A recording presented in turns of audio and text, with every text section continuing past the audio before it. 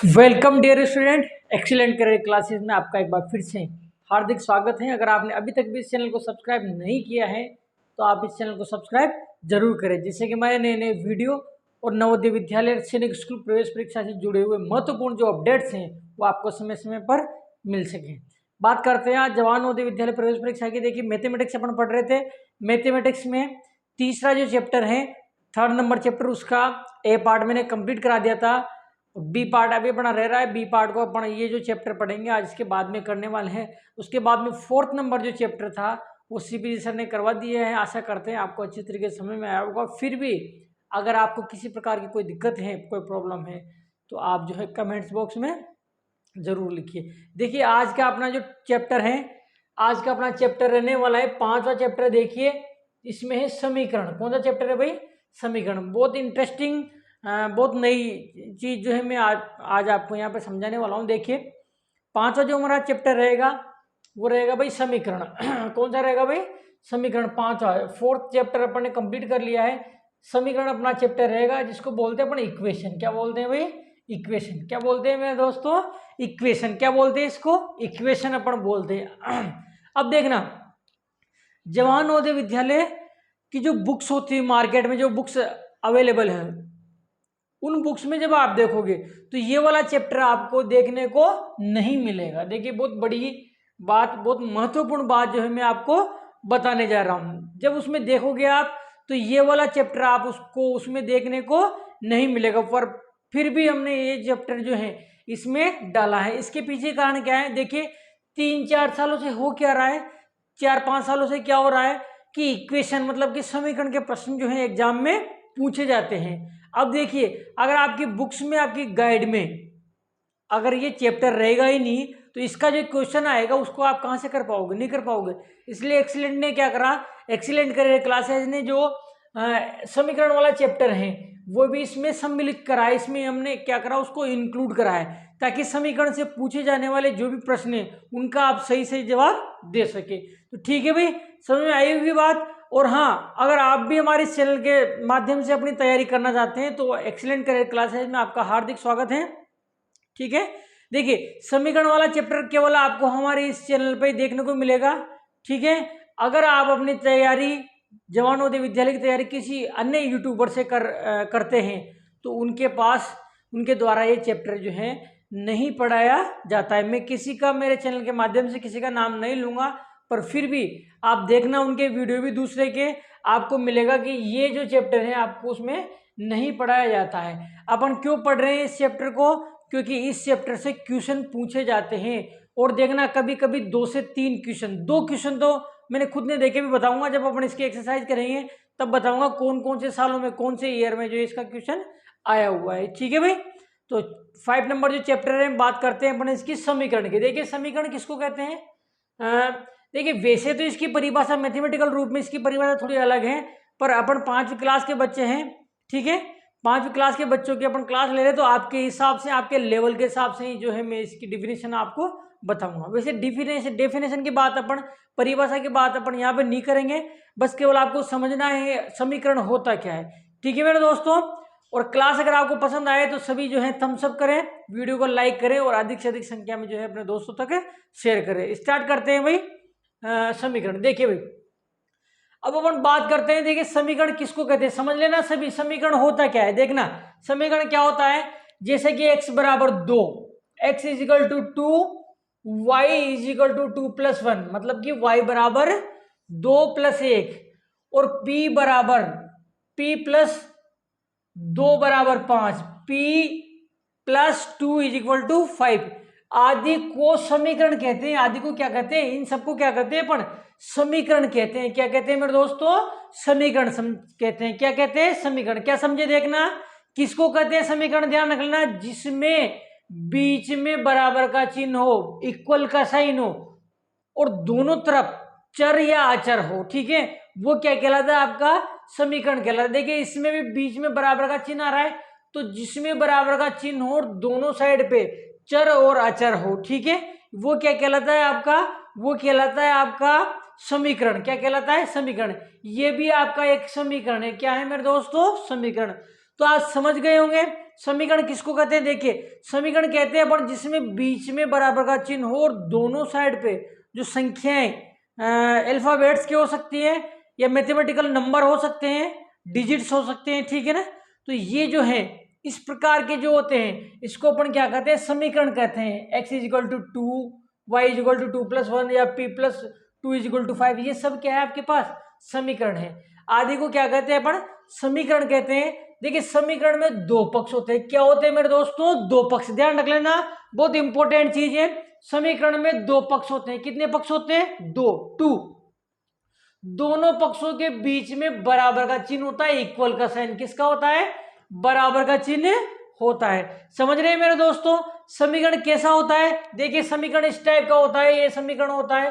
फिर अपन ने पढ़ा कि समीकरण जो होता है, समीकरण में कितने पक्ष होते हैं? दो पक्ष होते हैं। कितने होते हैं मेरे दोस्तों? दो पक्ष होते हैं। और बीच में क्या होता है? बीच में बराबर का चिन्ह होता है। बीच में क्या होता है मेरे दोस्तों? बराबर का चिन्ह होता है, मतलब कि इक्वल साइन। क्या होता है? इक्वल साइन जो है बीच में बराबर का होता है। अब मैथमेटिक्स की अपन बात करें, मैथमेटिक्स के हिसाब से अपन इसकी परिभाषा की बात करें, डिफिनेशन की, तो देखिए जो इक्वेशन होता है वो मैथमेटिकल स्टेटमेंट होता है। क्या होता है? मैथमेटिकल स्टेटमेंट, एक गणितीय कथन होता है जिसमें बीच का बराबर, मतलब वो जो इक्वेशन होता है आपका वो एक मैथमेटिकल स्टेटमेंट होता है, मतलब एक गणितीय कथन होता है जो बराबर के द्वारा दो भागों में बटा होता है। मतलब बीच में बराबर का चिन्ह होता है और दो भागों में बटा होता है, ठीक है।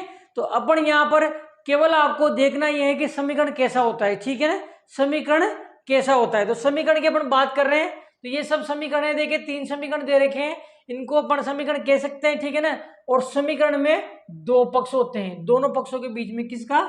बराबर का चिन्ह होता है।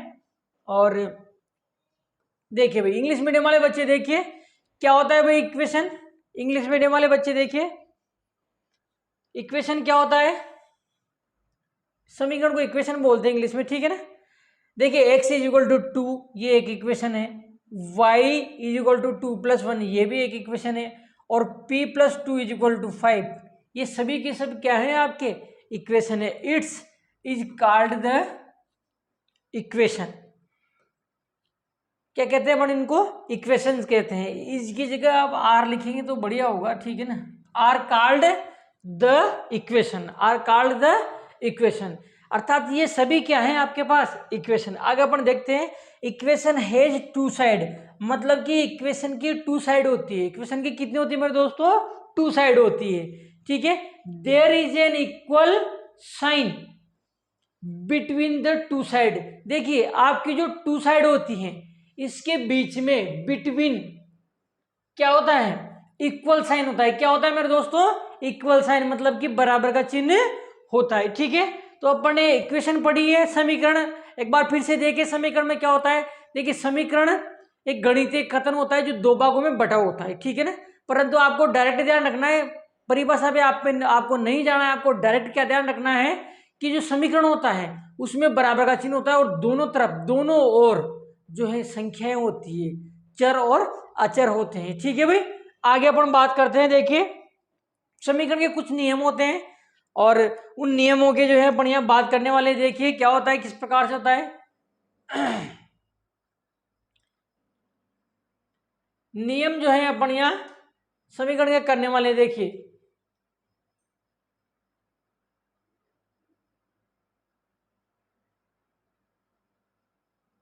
नियम, देखिए भाई समीकरण के क्या होता है इसमें।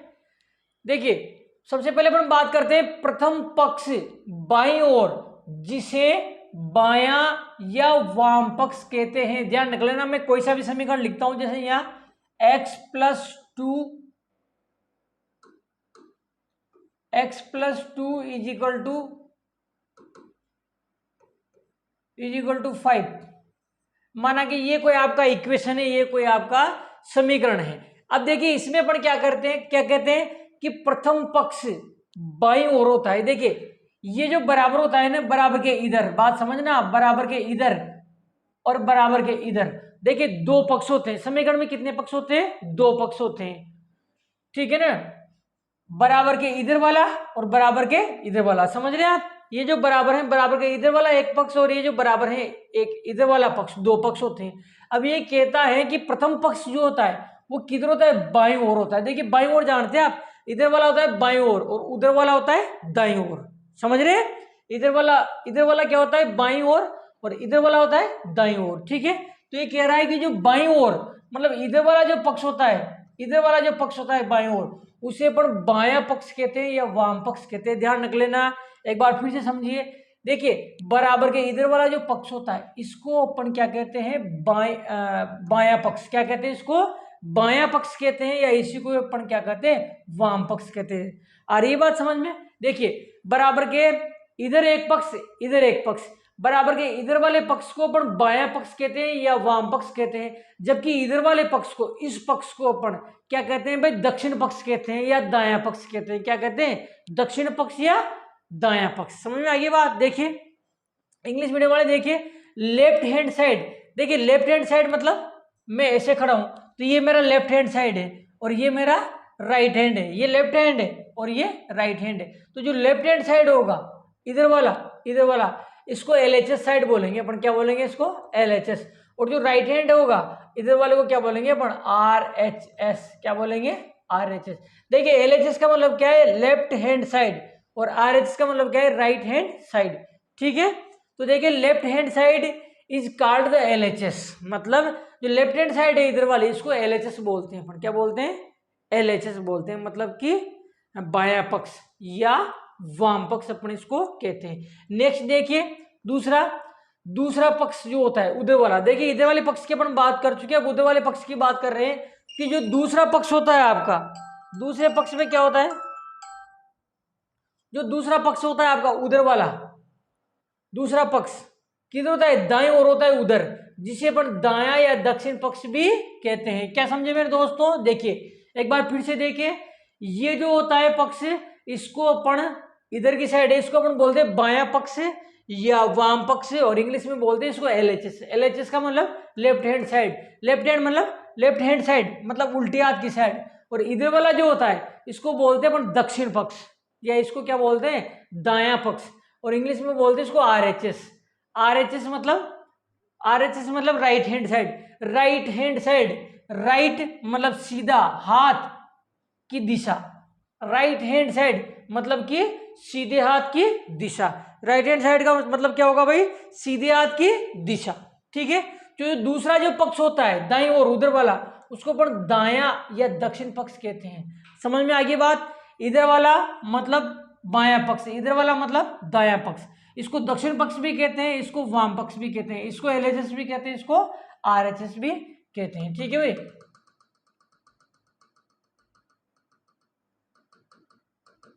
आगे देखिए, हाँ इंग्लिश मीडियम वाले देखिए, right hand side is called RHS, मतलब जो आपका राइट हैंड साइड होता है इधर वाला इसको क्या कहते हैं अपन, RHS कहते हैं। पहले मैंने बता दिया। आगे देखिए थर्ड जो रूल है इसमें क्या है, देखिए भाई, X Y Z A B C 2P 3Q 15R ये आदि को अपन है ना चर राशियां कहते हैं। क्या कहते हैं इनको, चर राशियां।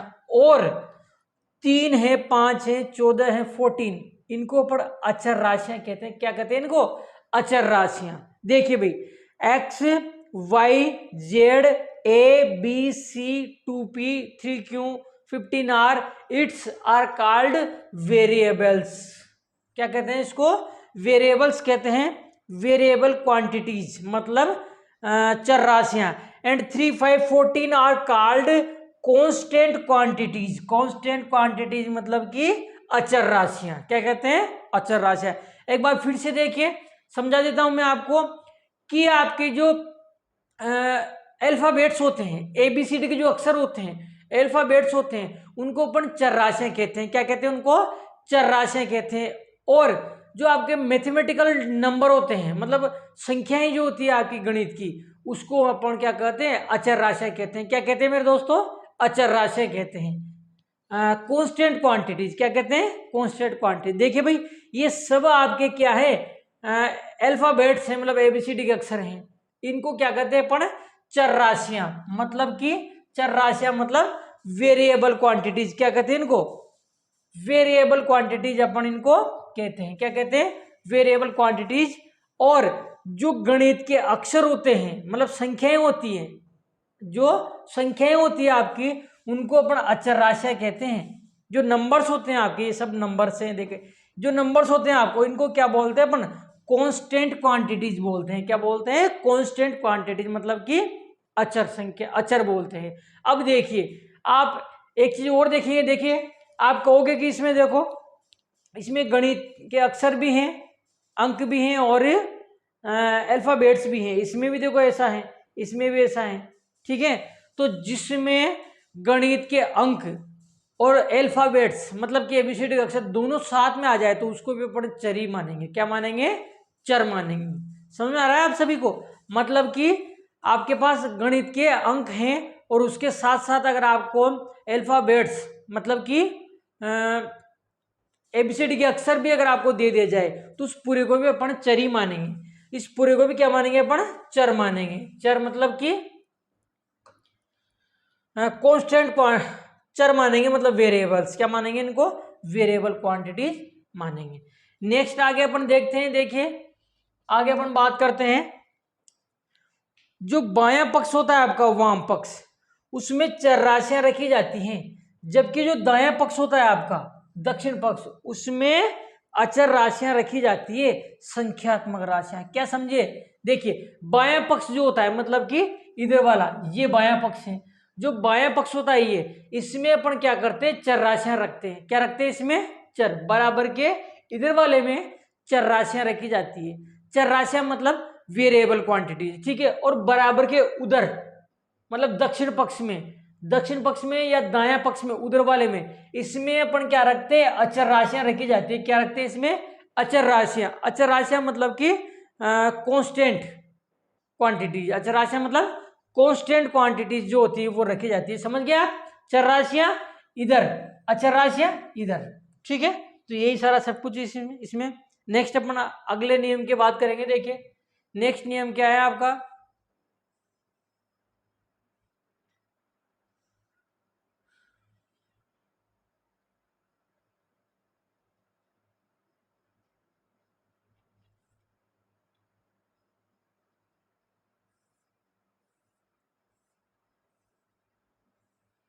नेक्स्ट अपन देखिए सजातीय पद।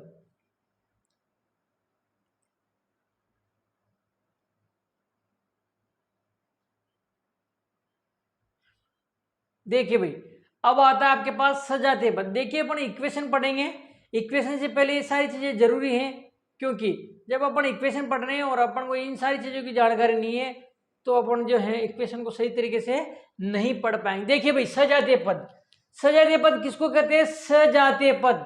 देखिए सजातीय पद क्या होता है, एक बार अच्छे समझ लेना, बहुत इंपॉर्टेंट है। सजातीय पद किसको कहते हैं? सजातीय पद देखिए, लाइक टर्म्स। क्या बोलते हैं इसको? Like terms. सजातीय पद चर एवं अचर राशियों के एक जैसे समूह को, एक जैसे समूह को सजातीय पद कहते हैं। ध्यान रख लेना, किसको कहते हैं सजातीय पद? चर एवं अचर राशियों के एक जैसे समूह को सजातीय पद कहते हैं। लाइक टर्म्स, क्या बोलते हैं इसको? Like terms. Similar group of variables and constant quantities are called like terms. समझ गए भाई? किसको कहते हैं सजातीय पद? कि चर और अचर राशियों के जो एक जैसे पद होते हैं उनको क्या कहते हैं अपन? चर और अचर राशियों के एक जैसे समूह को क्या कहते हैं अपन? समान पद कहते हैं, लाइक टर्म्स कहते हैं, ठीक है। क्या कहते हैं भाई? Like terms. समान पद मतलब कि चर के साथ चर समान होगा और अचर के साथ अचर समान होगा, मतलब चर और अचर राशियों का एक जैसा समूह होना चाहिए, उसको अपन क्या कहते हैं? सजातीय पद कहते हैं, लाइक टर्म्स कहते हैं। किसका?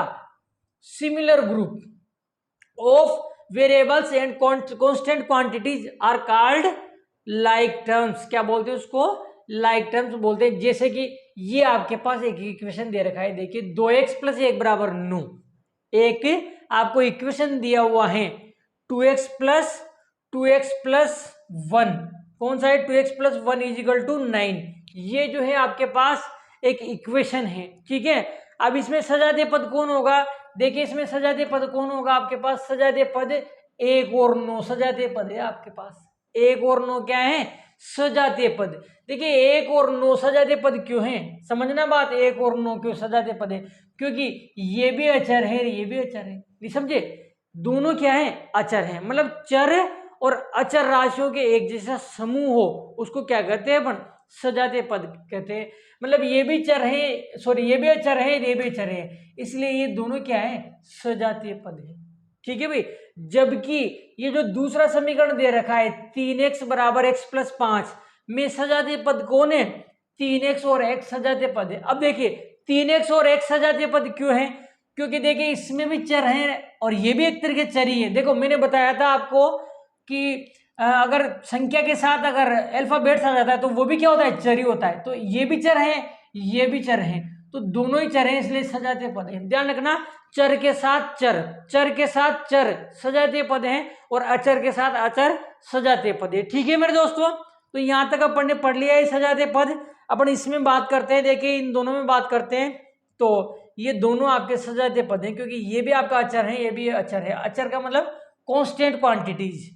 फिर अपन इसकी बात करते हैं 3x is equal to 5, 3x is equal to x plus 5 की बात करते हैं। तो ये भी आपका क्या है?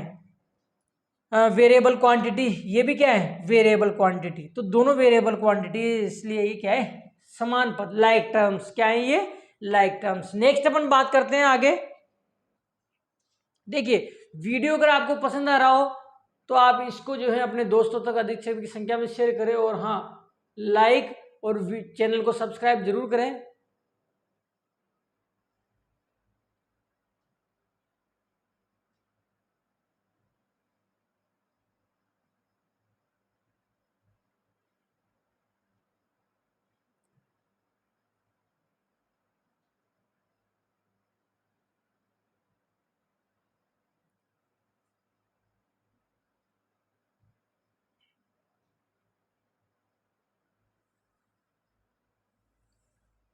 देखिए भाई पक्षांतरण का नियम, एक और नियम हम पढ़ते हैं। देखिए पक्षांतरण का नियम, कौन सा नियम भाई?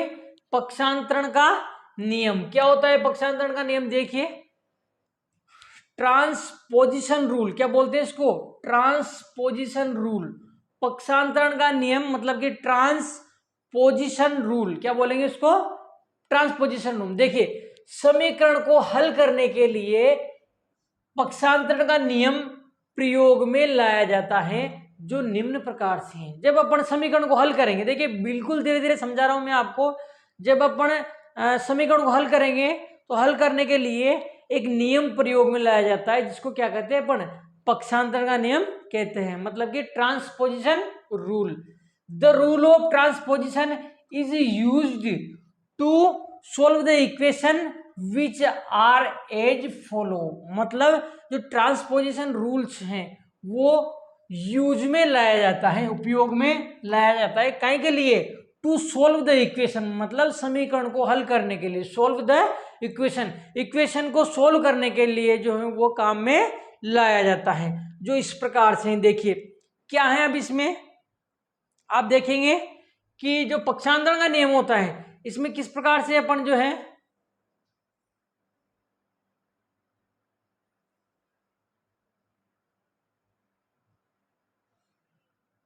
देखो भाई पक्षांतरण का नियम क्या होता है, किस प्रकार से अपन इसमें जो है संख्याओं को पक्षांतरण करते हैं। देखिए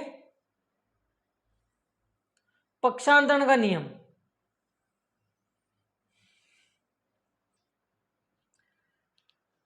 सबसे पहला नियम देखिए, चर राशियों को वाम पक्ष में रखें एवं अचर राशियों को दक्षिण पक्ष में। देखिए मैंने पहले समझा दिया आपको कि जो चर राशियां हैं आपकी, चर राशियां मतलब कि वेरिएबल क्वांटिटी। चर राशियां मतलब वेरिएबल क्वांटिटीज जो है इनको अपन किधर रखते हैं? वाम पक्ष में। वाम पक्ष किधर होता है? इधर, इधर वाला वाम पक्ष, इधर वाला दक्षिण पक्ष। ठीक है, तो जो आपकी चर राशियां होती हैं, कौन सी राशियां? चर राशियां मतलब वेरिएबल क्वांटिटीज, उनको किधर रखेंगे? इधर रखेंगे। और जो आपकी अचर राशियां होगी, अचर राशियां मतलब कांस्टेंट क्वांटिटीज, उनको इधर रखेंगे। ठीक है, दूसरा नियम देखिए, रूल नंबर सेकंड, दूसरा नियम, चर एवं अचर राशियों को एक पक्ष से दूसरे पक्ष में ले जाने पर उनके चिन्ह बदल जाते हैं। ध्यान रख लेना, चर और अचर राशियों को जब अपन एक पक्ष से दूसरे पक्ष में लेके जाएंगे तो उनके जो चिन्ह हैं वो क्या होंगे, बदल जाएंगे। यही कह रहा है। देखिए चर एवं अचर राशियों को एक पक्ष से जब अपन दूसरे पक्ष में ले जाते हैं तो उनके जो चिन्ह हैं, उनके चिन्ह जो हैं वो क्या होते हैं, बदल जाते हैं। कैसे बदलते हैं, देखिए अगर प्लस है तो माइनस हो जाएगा और माइनस है तो प्लस हो जाएगा। इसी प्रकार अगर गुणा है तो भाग हो जाएगा और भाग है तो गुणा हो जाता है। क्या समझे मेरे दोस्तों, समझ में आया होगा आपको। पक्षांतरण के नियम में क्या होता है, जब अपन संख्याएं जो है आपकी चर एवं अचर राशियां हैं उनको अपन एक पक्ष से जब दूसरे पक्ष में ले जाएंगे, मतलब इधर से इधर लाएंगे या इधर से इधर ले जाएंगे तो उनके चिन्ह जो हैं वो बदल जाते हैं। प्लस का माइनस हो जाता है, माइनस का प्लस हो जाता है। इसी प्रकार गुणा का भाग हो जाता है और भाग का गुणा हो जाता है। देखिए भाई इंग्लिश मीडियम वाले बच्चे देखिए, द साइंस चिन्ह of variable and constant quantities are change हो जाते हैं। देखिए साइंस जो है आपके वेरिएबल एंड कांस्टेंट क्वांटिटीज के वो क्या हो जाते हैं, चेंज हो जाते हैं। कब चेंज हो जाते हैं, they are moved from the one side to another side. मतलब वन साइड से अपन अनोदर साइड, मतलब एक पक्ष से जब अपन उसको दूसरे पक्ष में ले जाते हैं तो उनके जो चिन्ह हैं वो बदल जाते हैं। साइंस जो है उनके वो क्या हो जाते हैं, चेंज हो जाते हैं। कैसे होते हैं, देखिए प्लस का हो जाता है आपके पास माइनस, प्लस का क्या हो जाता है, plus change to minus and minus change to plus, मतलब माइनस का प्लस हो जाता है और प्लस का माइनस हो जाता है। Similarity multiply change to divide, multiply आपका डिवाइड में चेंज हो जाता है और जो डिवाइड है आपका वो किस में चेंज हो जाता है, मल्टीप्लाई में चेंज हो जाता है। तो ये दो रूल्स जो है पढ़े हैं, ठीक है। क्या पढ़ा कि चर राशियों को इधर रखिए आप और अचर राशियों को इधर रखिए। दूसरा पक्षांतर के नियम में क्या होता है कि अपन राशियों को जब इधर से इधर लाएंगे या इधर से इधर लाएंगे तो उनके चिन्ह बदल जाएंगे, प्लस का माइनस हो जाएगा और माइनस का प्लस हो जाएगा। इसी प्रकार गुणा और भाग हो जाता है। तो ये अपन ने रूल्स जो है इसके कर लिए हैं, पक्षांतर का नियम कर लिया है। आगे देखिए और है थोड़ा सा पक्षांतर का नियम, दोनों ही पक्षों को आपस में बदल दिया जाए। देखिए आगे कह रहा है कि दोनों ही पक्षों को जब आपस में बदल दिया जाए तो चिन्ह जो है आपके वो नहीं बदलते। एक चीज और देखिए, एक और रूल है, देखिए दोनों ही पक्षों को आपस में बदलने पर उनके चिन्ह नहीं बदलते हैं। ध्यान रख लेना, इधर वाले पूरे पक्ष को आप इधर रख दो और इधर वाले पूरे पक्ष को आप इधर रख दो तो चिन्ह नहीं बदलते हैं। यही चीज इसमें कही गई है कि दोनों ही पक्ष को अगर आपस में बदल दें अपन तो उनके चिन्ह नहीं बदलते। The signs do not change when the two sides are interchange, मतलब दोनों साइड्स को अपन क्या कर दें, इंटरचेंज कर दें तो उनके जो चिन्ह हैं वो नहीं बदलते हैं। ठीक है मेरे दोस्तों, जब दोनों पक्षों को आपस में बदल दिया जाए, इंटरचेंज कर दिया जाए तो उनके जो साइंस होते हैं वो चेंज नहीं होते हैं, नहीं बदलते हैं। फिर आगे देखिए अगला नियम है, देखिए सजाते पद जो होते हैं आपके लाइक टर्म्स वो जुड़ भी जाते हैं और घट भी जाते हैं। एडेड एंड सब्सट्रैक्टेड, समझ रहे बात। सजाते पद जो होते हैं आपके लाइक टर्म्स वो क्या होते हैं, जुड़ जाते हैं और घट जाते हैं। मतलब अपन उनको जोड़ भी सकते हैं, उनको घटा भी सकते हैं, मतलब जुड़ भी जाएंगे वो घट भी जाएंगे। एडेड एंड सब्सट्रैक्टेड, ठीक है। तो ये थे अपने समीकरण के नियम। देखिए समीकरण को पढ़ने से पहले ये सारे नियम पढ़ने जरूरी थे क्योंकि इसके बिना आप इक्वेशन नहीं कर पाओगे। मैंने पहले भी बता दिया कि एक्सीलेंट एकमात्र ऐसा इंस्टीट्यूट है, एकमात्र ऐसा यूट्यूब चैनल है जो आपको जवाहर नवोदय विद्यालय की कोचिंग के लिए समीकरण पढ़ा रहा है। जबकि और के पास देखोगे ना तो वो इस चैप्टर को नहीं पढ़ाते हैं, कारण क्योंकि उनको पता है कि जवाहर नवोदय विद्यालय प्रवेश परीक्षा के सिलेबस में नहीं है।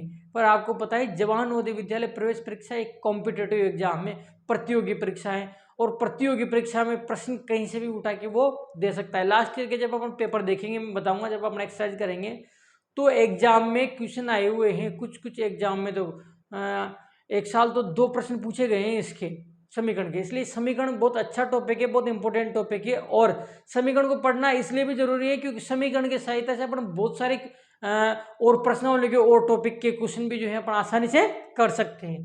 तो देखिए भाई, ये अपन ने कंप्लीट कर लिया। नेक्स्ट अपन आ जाते हैं दिए गए कथनों को समीकरण के रूप में व्यक्त करना। देखिए एक बार मैं देख लेता हूँ वीडियो कितना का अपना लंबा हो गया।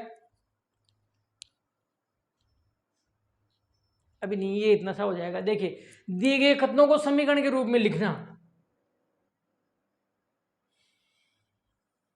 कथन देगा आपको वो, देखिए दिए गए कथनों को समीकरण के रूप में व्यक्त करना। जो कथन देगा आपको, उन कथन को जो है अपन समीकरण के रूप में कैसे व्यक्त करेंगे। देखिए भाई, right the given statement in the form of the equation, मतलब इक्वेशन की फॉर्म में लिखना। आपको जो स्टेटमेंट देगा उसको आपको क्या करना है, इक्वेशन की फॉर्म में लिखना है। ठीक है, मतलब कि जो कथन है उस कथन को आपको समीकरण के रूप में व्यक्त करना है। तो देखिए किस प्रकार से करते हैं, बहुत सिंपल है, इतना कुछ हार्ड एंड फास्ट नहीं है, बहुत सिंपल है, बस आपको अच्छे तरीके से समझना है। तो देखिए भाई, पहला स्टेटमेंट है आपका संख्या से 5 अधिक। समझना बात को, पहला स्टेटमेंट क्या है, संख्या से 5 अधिक। अब ये एक कथन है आपके पास, इसको आप समीकरण का रूप कैसे दोगे। ठीक है, समीकरण का रूप आप इसको किस प्रकार से दोगे, दिए गए कथन को समीकरण के रूप में व्यक्त करना। संख्या से 5 अधिक। अब देखिए, संख्या को अगर मैं x मान लूं, एक चीज तो आपको ध्यान रखना है, क्या ध्यान रखना है आपको, कि इसमें अपन मानना पड़ता है इसमें, तो इस प्रश्नावली में अपन जो है x मानेंगे। कितना मानेंगे, x मान कर प्रत्येक सवाल को जो अपन कुछ भी और भी मान सकते हैं, पर x मान के अपन जो है क्वेश्चंस को जो यहाँ पर हल करने वाले। देखिए संख्या को मैंने x मान लिया, अब ये कह रहे हैं संख्या से 5 अधिक। ध्यान रखना, अधिक या ज्यादा की बात करें तो प्लस करना है अपने को। कितना अधिक है, 5, तो 5 प्लस कर देंगे। ये कथन था, इसको अपने गणितीय रूप में लिख दिया। ठीक है, समझ में आ रहा होगा आप सभी को। मतलब जो कोई कथन देगा उसको अपन को समीकरण के रूप में लिखना है। हालांकि ये समीकरण नहीं है, मैं फिर बता देता हूँ, ये समीकरण नहीं है, पर फिर भी कोई सा भी जो कथन होता है उस कथन को पढ़ के अपन समीकरण बनाते हैं। तो ये भी एक तरीके से कथन को पढ़ के अपन ने समीकरण की फॉर्म में जमाया। हालांकि समीकरण नहीं है, पर उस टाइप से अपन इसको जमाया है। समझ रहे, संख्या से 5 अधिक, तो संख्या कितना मानेंगे अपन, x मानेंगे। अब देखिए, अधिक के लिए प्लस करते, ध्यान रखना, अधिक और ज्यादा के लिए प्लस करेंगे। ठीक है, अधिक और ज्यादा के लिए क्या करेंगे अपन, प्लस करेंगे। तो 5 अधिक है तो उसमें 5 जोड़ देंगे, अगर 5 कम होता तो 5 माइनस कर लेते। ठीक है, तो ये जो कथन था इसको मैंने मैथमेटिकल फॉर्म में लिख दिया। आगे देखिए, इंग्लिश मीडियम में देखिए, number increased by 5, number increased by 5, मतलब कोई सा भी जो नंबर है आपका x, उससे इंक्रीज 5 इंक्रीज, तो 5 उसमें क्या करेंगे, प्लस कर देंगे। दूसरा देखिए, संख्या से 3 कम, दूसरा स्टेटमेंट देके, दूसरा कथन देके संख्या से 3 कम। अब देखिए, संख्या तो मैं x मान लूंगा, संख्या क्या मान लूंगा मैं, x। अब इसे 3 कम है, मैंने क्या बताया, कम के लिए माइनस करते हैं। क्या करते हैं, कम के लिए माइनस करते हैं। कितना कम है, 3, तो 3 कम कर देंगे, तो ये आपका हो जाएगा x माइनस 3। समझ रहे हैं आप सभी, संख्या से 3 कम, इसका किस प्रकार से लिखेंगे, इसको x माइनस 3। देखिए इंग्लिश मीडियम वाले, देखिए, number decreased bye 3, number decreased bye 3, मतलब नंबर जो है आपका कोई सा भी, उसको अपन x मान लिया, डिक्रीज मतलब कम हो रहा है, कितना, 3, तो 3 कम कर देंगे, इसमें से 3 कम कर देंगे तो x माइनस 3 हो जाएगा। तीसरा देखिए, संख्या के आधे से 7 कम। अब ये थोड़ा सा बढ़िया वाला है, थोड़ा सा लेवल का है, संख्या के आधे से 7 कम। अब देखिए, संख्या तो क्या करेंगे, संख्या को तो अपन x मानेंगे, संख्या को क्या मानेंगे अपन, x। अब आधे, संख्या के आधे, तो आधे करने के लिए बटा 2 करते हैं, ध्यान रख लेना। समझ रहे हो आप बात को, आधे के लिए क्या करते हैं, बटे 2, आधा मतलब बटे 2, मतलब 2 से डिवाइड कर देंगे। अब इसे 7 कम है तो माइनस 7 कर देंगे। समझ में आया आपको। देखिए, संख्या मैंने x मान ली, अब ये कह रहा है आधे, आधे के लिए अपॉन 2 करेंगे, अपॉन 2 या बटे 2 करेंगे, मतलब कि 2 से डिवाइड करेंगे। ठीक है ना, तो संख्या का आधा तो ये हो जाएगा। अब इससे 7 कम की बात कर रहा है तो 7 माइनस कर देंगे। ठीक है, 7 less than half of the number. देखिए, नंबर मैंने x मान लिया, अब ये जो हाफ ऑफ द नंबर, मतलब नंबर का आधा, हाफ ऑफ द नंबर, मतलब ये जो नंबर है इसका आधा, आधे के लिए क्या करेंगे, हाफ के लिए क्या करेंगे, अपॉन 2 करेंगे, तो अपॉन 2 मैंने कर दिया।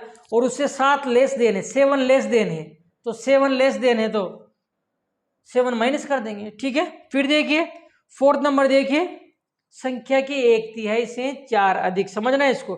देखिए संख्या तो मैं मान लेता हूं x, संख्या कौन मान लेता हूं मैं, x। अब ये कह रहा है कि उसका 1/3, देखिए 1/3 में बटे 3 करेंगे, 1/3 में क्या करेंगे, बटे 3, और उसे 4 अधिक है तो +4 कर देंगे। समझ में आ रही है बात।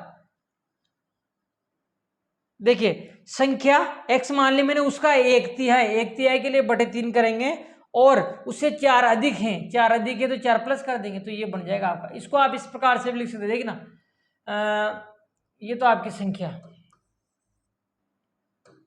ये तो आपकी संख्या। अब संख्या का 1/3, 1/3 को आप 1/3 ऐसे भी लिख सकते हो, उससे 4 अधिक, तो इस प्रकार से भी आप इसको लिख सकते हैं, ठीक है ना। संख्या आपकी x है, उसका 1/3, 1/3 कौन होगा, 1/3, ठीक है ना, उससे 4 अधिक, तो इस प्रकार से भी लिख सकते हो आप, और ऐसे भी लिख सकते हो, तो मेरे हिसाब से ये सही रहेगा। फिर मैं आपको एक जानकारी बताता हूँ, देखिए देखिए 1/3, 1/3 का मतलब होता है 1/3, 1/3, 2/3, 2/3 का मतलब होता है 2/3, 2/3, 1/4, 1/4 का मतलब होता है 1/4, 1/4, 3/4, 3/4, ये 3/4, 3/4। तो इस प्रकार से जो है ये दे रखे हैं आपको, किस प्रकार से पढ़ते हैं मैंने बता दिया, 1/3, 2/3, 1/4, 3/4, इस प्रकार से भी जो है अपन इनको पढ़ते हैं। तो ये हो गया भाई, ठीक है ना। संख्या अपन x मान ली, उसका 1/3 मतलब अपॉन 3 ऐसे भी कर देंगे, मतलब बटे 3 ऐसे भी कर देंगे, और वैसे मैंने बताया था वैसे भी आप कर सकते हो, और उससे 4 अधिक, तो 4 अधिक के लिए क्या करेंगे, 4 इसमें अपन प्लस कर देंगे, ठीक है। 4 मोर देन 4, तो मोर देन के लिए प्लस करेंगे 4, 1/3 ऑफ द नंबर, मतलब नंबर का 1/3, नंबर का 1/3, तो नंबर तो ये हो जाएगा 1/3 के लिए अपॉन 3 करेंगे, 1/3 के लिए क्या करेंगे, अपॉन 3 करेंगे। तो इस प्रकार से जो कथन है, जो स्टेटमेंट आपको दिए हुए हैं, उनको अपन समीकरण के रूप में व्यक्त करेंगे।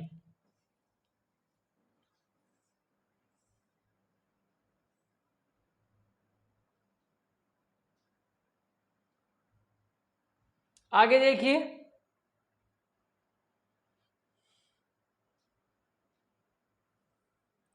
आगे देखिए 4 मोर देन 1/3, ये तो हो गया अपना, ये तो कर लिया अपन ने, ये वाला चलेगा, ठीक है। संख्या के 3 गुने से 6 कम, देखिए संख्या के 3 गुने से 6 कम। अब संख्या तो मैंने मान लिया आपके पास x, इसका 3 गुना, तो इसका 3 गुना होगा 3x। कैसे है, देखिए संख्या तो आपके पास है ये, इसका 3 गुना मतलब 3 से गुना कर दो, क्या बनेगा, 3x ही तो बनेगा। संख्या का 3 गुना, तो 3 से गुना कर लेंगे, क्या बनेगा, 3x। हालांकि आप डायरेक्ट समझ सकते हैं, देखिए संख्या का दुगुना मतलब 2x, संख्या का तिगुना मतलब 3x, संख्या का चौगुना या 4 गुना मतलब 4x, संख्या का 5 गुना मतलब 5x। इस प्रकार से जो है आप डायरेक्ट लिख सकते हैं। तो ये कह रहा है संख्या का 3 गुना, तो संख्या का 3 गुना मतलब 3x, उससे 6 कम है तो -6 कर लेंगे, 6 कम है तो क्या कर लेंगे, -6 कर लेंगे। देखिए 6 लेस देन है तो लेस देन के लिए माइनस करेंगे। 3 टाइम ऑफ ए नंबर, जो नंबर है आपका उसका 3 टाइम मतलब 3 गुना, 3 टाइम मतलब 3 गुना, तो 3 गुना मतलब 3 टाइम कितना होगा, 3x होगा। फिर देखिए संख्या के 5 गुने से 3 अधिक, संख्या के 5 गुने से 3, अब देखना संख्या तो x हो जाएगी, अब संख्या का 5 गुना कौन होगा, 5x। समझ रहे हैं बात को, संख्या का जो 5 गुना है वो कौन होगा, 5x। संख्या x है, उसका 5 गुना कौन होगा, 5x। अब उससे 3 अधिक है तो +3 कर देंगे। समझ में आ रही बात, +3 है, 3 अधिक है तो क्या करेंगे, +3 अपन कर देंगे। देखिए 3 मोर देन, तो मोर देन के लिए प्लस करते हैं, 3 प्लस कर देंगे, ये कर दिया। किस में से, 5 टाइम ऑफ ए नंबर, कोई सा भी नंबर है ना उसका 5 टाइम मतलब 5 गुना, ठीक है। तो ये 5 गुना हो जाएगा, इससे 3 मोर देन है तो 3 प्लस कर देंगे, तो आपके पास आ जाएगा 5x + 3, 5x + 3। ये था अपने को कोई सा भी जो कथन दिया हुआ है, इसको कथन कहते हैं, स्टेटमेंट क्या कहते हैं इसको, कथन मतलब कि स्टेटमेंट। इस स्टेटमेंट को पढ़ के समीकरण के रूप में व्यक्त करना। हालांकि ये समीकरण नहीं है, समीकरण का बेसिक है, पर इसी प्रकार से आपको कथन देगा जिनको पढ़कर आपको क्या करना है, इस प्रकार से जो है समीकरण बनानी है आपको, ठीक है ना। तो ये अपना चैप्टर नंबर कौन सा 5 था, जिसकी आज अपन ने सारी बेसिक पढ़ ली। अब नेक्स्ट टाइम अपन पढ़ेंगे प्रश्नावली। देखिए प्रश्नावली 5 जो है अपन नेक्स्ट टाइम पे पढ़ेंगे, एक्सरसाइज करेंगे इसकी चैप्टर नंबर 5 की। देखिए प्रश्नावली मतलब कि एक्सरसाइज 5 जो है नेक्स्ट क्लास में रहेगी, और ये जो समीकरण से आपको दी हुई है, इन समीकरणों को किस प्रकार से हल करते हैं, ये सारी चीज जो है अपन अपने नेक्स्ट क्लास में पढ़ने वाले हैं। और हाँ, अगर आप भी जवाहर नवोदय विद्यालय और सैनिक स्कूल प्रवेश परीक्षा की कोचिंग करना चाहते हैं तो इस नंबर पर आप कॉल करें। इस नंबर पर कॉल करके आप हमारा ऑनलाइन कोर्स खरीदने के लिए जो बात कर सकते हैं। मात्र आपको 999 रुपये में आपको कंप्लीट कोर्स, जवाहर नवोदय विद्यालय का कंप्लीट कोर्स मात्र आपको 999 रुपये मिल जाता है। 999 रुपये में जो आप हमारा कोर्स खरीद सकते हैं और अपनी जवाहर नवोदय विद्यालय प्रवेश परीक्षा की तैयारी को बहुत ही शानदार आप जो है बना सकते हैं, ठीक है। एक बार फिर बता रहा हूँ, इक्वेशन एक ऐसा चैप्टर है, एक ऐसा टॉपिक है जो आपको मार्केट वाली कोई सी बुक में नहीं मिलेगा। अन्य यूट्यूबर जो जवाहर नवोदय विद्यालय सैनिक स्कूल प्रवेश परीक्षा की कोचिंग करवाते हैं उसमें भी आपको ये देखने को नहीं मिलेगा। हमने इस चैप्टर को इसलिए डाला है क्योंकि इसके क्वेश्चंस जो हैं पूछे जाते हैं। और हाँ, मैं फिर बता देता हूँ, आप इस चीज़ में मत रहिएगा कि ये सर तो क्या नाम से ये जो है ना इनको कोई बुक का उतार लिया उससे समझा रहे हैं, ऐसा बिल्कुल भी नहीं है। जो डिस्प्ले पे आप जो प्रत्येक क्वेश्चन देख रहे हो, एक एक क्वेश्चन, एक एक जो है इसकी इबारत, एक एक स्टेटमेंट, एक एक कथन जो है मेरा खुद का लिखा हुआ है, मेरा खुद का बनाया हुआ है। 16 साल का पूरा एक्सपीरियंस है मेरे को।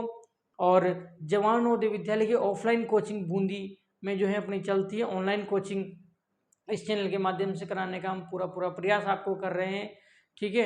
वर्तमान में बहुत सारे बच्चे जो हैं जवाहर नवोदय विद्यालय सीतापुरा बूंदी में अभी अध्ययनरत हैं, मेरे पढ़े हुए हैं, ठीक है। और जवाहर नवोदय विद्यालय प्रवेश परीक्षा की जो बुक है, कंप्लीट बुक मैंने लिखी है, अगर आप वो भी मंगवाना चाहते हैं ऑनलाइन कोर्स के साथ complete study material model paper सहित, तो इस नंबर पर आप कॉल करके वो भी आप मंगवा सकते हैं। इस बात की गारंटी इस चैनल पे आपको बिल्कुल एक एक चीज़ जो है बिल्कुल बारीकी से समझाई जाएगी और अकॉर्डिंग टू सिलेबस के अनुसार समझाई जाएगी। यहाँ तक कि एग्जाम में क्या आने वाला है ये भी हम आपको एक एक चीज़ जो है बिल्कुल बारीकी से बताएंगे। तो ठीक है, हाँ, आज के लिए इतना ही खूब है। मिलते हैं ऐसे किसी नेक्स्ट और खास वीडियो में। तब तक के लिए जय हिंद, जय भारत, वंदे मातरम, धन्यवाद।